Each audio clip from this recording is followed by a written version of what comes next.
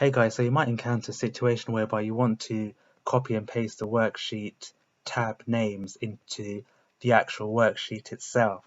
So in our case, we've got different tabs here which represent different cities within the United Kingdom, and I want to use each of these tab names as headers or titles for my worksheet, and I want the headers to be placed in, or titles to be placed in, cell A1 of each worksheet.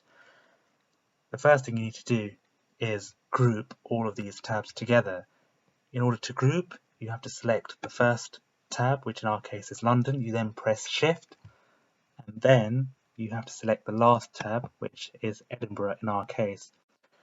What grouping essentially does is that whatever change you make in one worksheet, the same change will then be applied to all of your other worksheets, which really speeds up the process.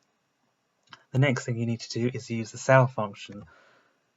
So we do equals cell, we then select file name, and what's very important is that you have to select the cell reference within the worksheet, otherwise this method will not work.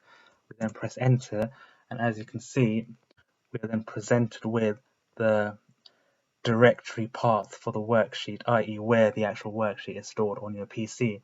As you can see, we've got the city name towards the right of our text string. So the first thing we need to do is use the right function. So we do equals right. We then select the cell reference which contains the text string or the directory path. Next we move on to the number of characters. So when it comes to the number of characters, what we essentially need to do is first of all use the len function.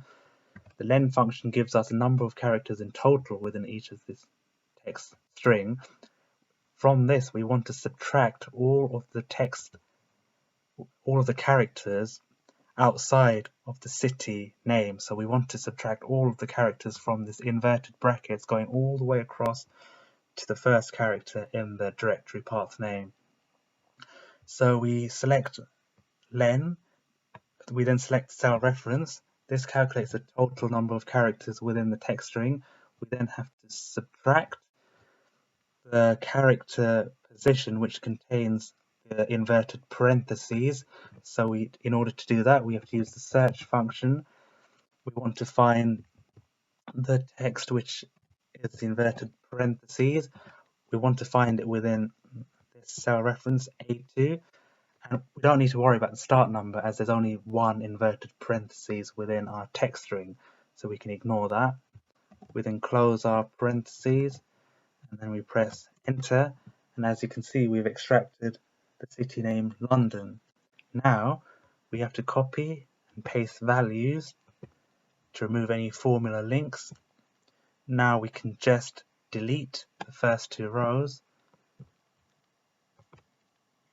and we shift London up to cell A1. Now if we go across to Manchester, we can see Manchester is updated. If we go to Liverpool, Liverpool is updated. Birmingham updated. Wolverhampton, Leeds, Kent, Aberdeen, Edinburgh.